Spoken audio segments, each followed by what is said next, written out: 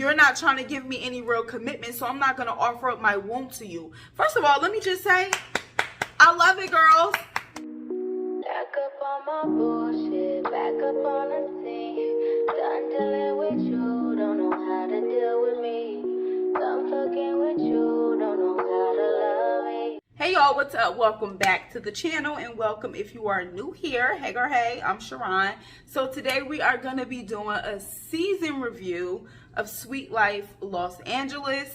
So let's get into it. So I just came back from the gym, so I'm still drinking on my same old water with like a little bit of pre-workout after the workout. Because listen, it's Friday, it's the end of the week, but I'm tired, okay? So let's get into it. Well, actually, before we get into it, I need you to give the video a thumbs up right now and subscribe to the channel, okay? Like I tell y'all, it really helps the content a lot to give it a thumbs up and subscribe. It just really gives me that extra push and motivation to keep going, okay? So do me that solid. Now we can get into it. Now, when I first watched Sweet Life LA, the first season, I fell in love. I loved the show, so I was really excited for season 2, and I wanted to review it episode by episode. But the way that they uploaded the episodes or aired the episodes just really made it impossible for me to do that. I was like, I'm just gonna do a season review. And to be honest, Love Island had me in the chokehold, okay? Love Island USA had me in the chokehold, and I feel like I really couldn't do anything else. But I started to watch the episodes, and I was actually taking notes because I'm like, okay, I'm gonna do this. But then as the season progressed, it was like it would be purposeless to do a episode by episode review, for one, because the show has literally aired all of its episodes and it's been out for like almost a month now, so nobody's really checking for reviews at this point. But then for two, it wasn't much that was like really going on this season that required like an episode by episode review. So here we are now. All of that to say, I'm gonna be doing like a full season 2 review in one video. I don't know who all is gonna be watching this, probably nobody, okay? But it is really for me to like just get my commentary out there, because that's one thing I love to do. When I watch a show, I want to talk about it, okay? I want to talk about it, hence this channel. So if you are here watching the video, thank you, okay? Give it a thumbs up, like I said. Now let's get into the commentary. Okay, so this season, season 2, we get introduced to Marcus, okay? We're just gonna start with him right off the gate. Annoying, very annoying, okay? Too much, he just was doing too much. He was grossing me out, creeping me out. He just was, no. And he is always the loudest person in the room, I feel like. And nobody wants the loudest man in the room. I don't know about you, but I don't. Okay? Nobody wants the loudest man in the room. And I just really was not checking for Marcus and all that he was giving. It was too much. Too much, honey. Okay? Like in the words of Lorianne Gibson. Too much. Too much, honey. No, it just was way too much. I did not like Marcus at all. Not even a little bit. Also, this season, we get more of this Miami and Becky beef.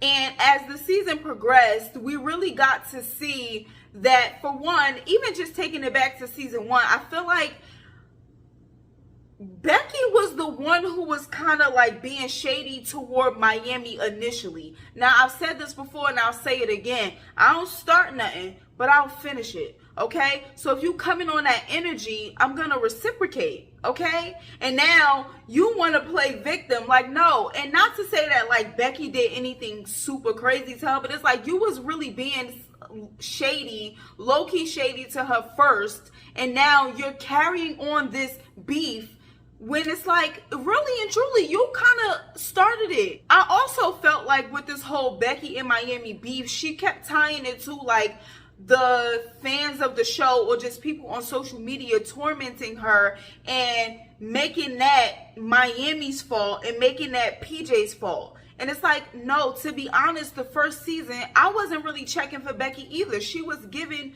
vibes of like, we don't like her. You know what I'm saying? So it's like, how people perceived you. Now, granted, nobody should be attacking nobody on social media. That's corny. But it's like, it's not their fault that people didn't like you. Like, why are you trying to blame Miami and blame PJ? Like, and now you're carrying on this beef with her in the name of it's her fault that people were attacking you on social media. And it's like, it's not. I also feel like the reason why Becky was holding a grudge toward Miami was because she really did still like PJ. She wanted PJ, and it was given like, you're mad at the girl, and it's like, you should never really for real be mad at the girl unless you know for a fact that she know that, like, you know what I'm saying, that what y'all situation was. But other than that, it's like, why are you so mad at her because he did whatever he did, or he was basically playing you? Like, it's not her fault. But as the season progressed, they made amends. They became cool. They actually got super cool, and they was kikiing and going on double dates together and all of that stuff. So that's cool. Miami seems like a cool chick, but she also seems like the type of chick that'll have sex with your man, and y'all supposed to be friends. Like, that's kind of the vibes that I got from her. Like, she seemed cool, fun time, like her, okay, shots, you know, twerking, that kind of thing. But she also seems like the type of girl who you will come home from work. She's your roommate because y'all are friends. You'll come home from work and she'll be having sex with your boyfriend. This season 2, we get this whole PJ Jalen beef, and then Jalen kind of pulls Rob into it. And this whole thing started because of PJ on the radio, and Thailand and all of the girls was upset because they felt like he was like talking about them. That whole situation was so stupid to me, because I feel like when they were talking about it, they all were kind of like talking to him, and you could say ganging up on him, right? So then I do feel like when Rob came over, he was way too aggressive. Way too aggressive. Like, shut up. Or if you are going to insert yourself, try to de-escalate the situation. I feel like he amped it up. So he was wrong in a way that he came, but I also feel like Thailand was wrong in the way that she was like cursing him out. Well, not cursing him out, but like saying all of the stuff that she said to him. But then PJ and Jalen kind of get into it, and he reaches over and tries to smack him, which makes like that carry on for the season with them two having like, you know, tension. And I feel like, to me, it came off like Jalen felt like PJ was like the weakest one in the room, and it was seeming like he was trying to punk him. Like, that's just kind of what it gave. And then I just was like, when he brought up the fact that Rob used to be talking about him, it was like, why, what? Like, it's giving you're mad that they're cool and you're trying to break it up by any means necessary. Like, that just to me was unnecessary information. Like, but I feel like when Jalen was supposed to be having a conversation with PJ I thought he was gonna apologize, and he just kind of didn't. And then he was also doubling down on what he said, and it just was like, what is happening? Like, you were supposed to be apologizing, if nothing else, for reaching over trying to smack this man. Like, hello? So I just really wasn't checking for that whole situation, the way it played out with PJ and Jalen, and then like the whole situation, like I said, with Thailand, and how she like was coming at Rob, but then also Rob came over too aggressive, and then Amanda was caught in the middle. But I feel like both of them needed to apologize. Like, you know what I'm saying? Because he came in too aggressive, and then Thailand shouldn't have said the stuff that she said. We still don't really have any resolve with like PJ and Jalen though. And it seems like I said, Jalen is like hell-bent on like having some sort of like beef or tension with him for whatever reason. The most confusing thing to me this episode was this whole paterian Bree situation. I'm confused. Because if I understand correctly, when they would see each other, it would be all good. And then when they would part ways, I guess like he wouldn't be reaching out to her and they wouldn't be communicating. So in Mexico, I guess she was saying like, you know, I need more from you, and it's not really given. Like, you know, to me it don't feel real when we see each other and it's all good, but then when we not together, we don't talk to each other. So she broke it off. And then he reached out to her a couple of times. She didn't answer. So he said, you know what? I'm going to catch a flight. I'm going to come out there. This is going to be my grand gesture to show her. I have plane tickets for her as well. And on top of that, I'm going to let her know I'm willing to do whatever it takes for us to make whatever we have work. You know, period. And then she go talk to them and they like, oh, it's performative. This is performative. He's not this. He did this for this. And it's like, wait, what? He called you a couple of times. You didn't answer. So then he was like, you know what? I'm going to do like this grand gesture. I'm going to fly out and I'm going to tell you, I want this to work. I want to do whatever it takes, whatever the case may be. And then she still was like, it's not enough. It's not enough. This is performative. You're just doing this in front of everyone so they can think you're this, and I don't believe it. It's like, wait, what? What's happening? Like, I feel like what she should have done was been like, okay, I'm going to take your word for it until you show me otherwise. So, like, he's trying to show you here in person, and he got the plane tickets, and he's telling you, you know what, moving forward, I hear you. Let's work on this. I'm going to do better, whatever the case may be. I feel like she should have been like, okay, cool, bet. Let's give this a shot. And then if he did not stand by his word, and if he was not doing what he said he was going to do, I feel like then she could have been like, all right, you know what? You playing games. I'm done with you for good. Like, you know, but I feel like then she was like, you should just go find somebody who wants to like pursue you. And it's like, okay, so all of this is really because you don't want to pursue him then.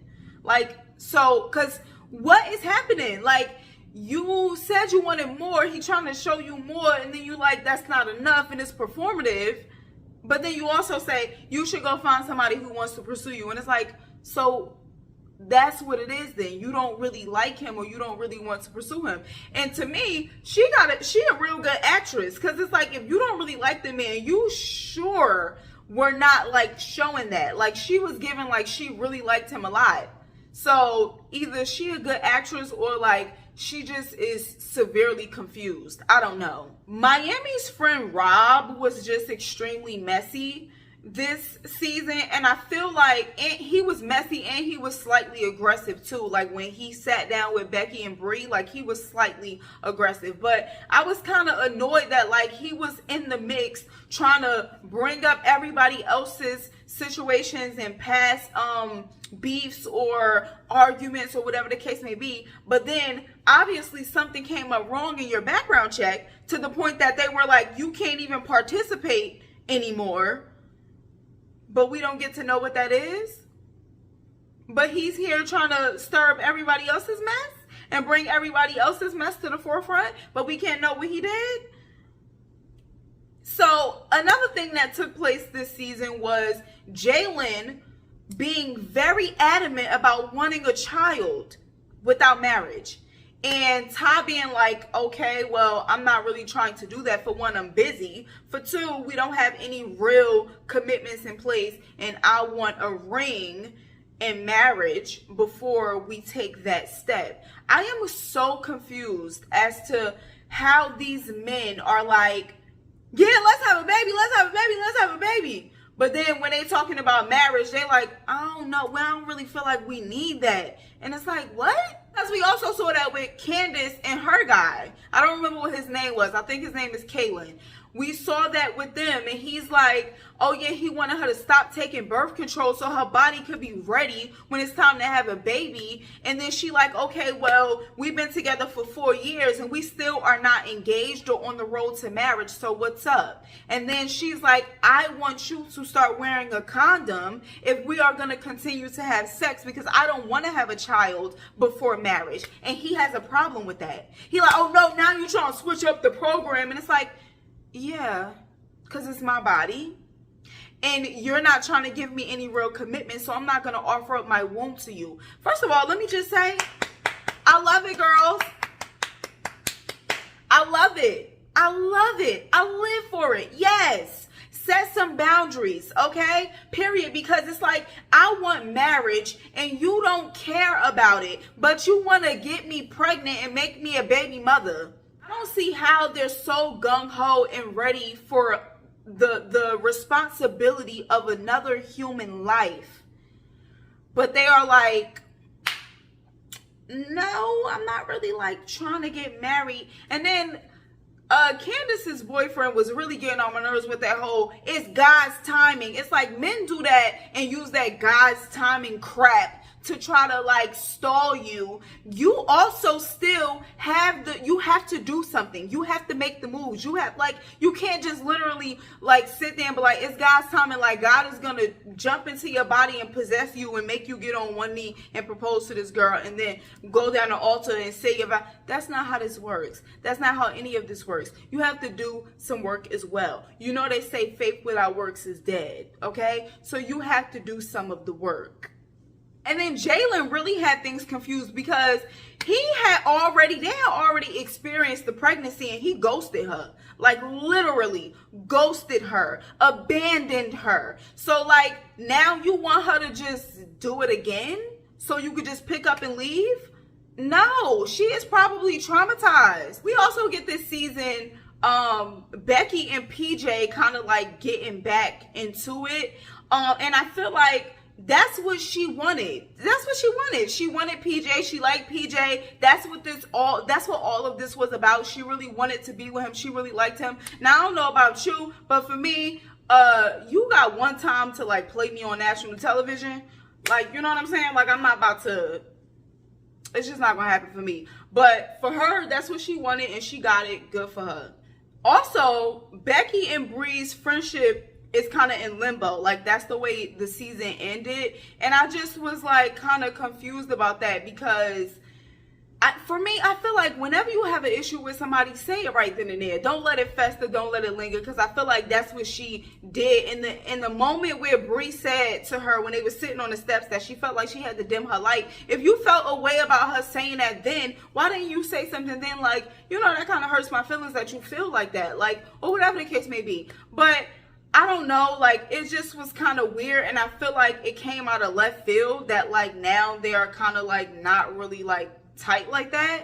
But that was really it, y'all, like, for this season. It wasn't really, like, too eventful, but I really do enjoy the show, and if they have a season 3, I definitely will watch it. But you know, like, it wasn't all that I thought it was going to be. It was a cool season, but it wasn't all that I thought it was going to be. So let me know down in the comments what you thought. Give the video a thumbs up if you enjoyed it. Subscribe if you are not subscribed. If you do not watch Sweet Life, I would encourage you to go and check it out. Give it, like, you know, a couple of episodes and then see how you feel, because it is a cool show. So yeah, that's it. I will catch you in the next one. Bye.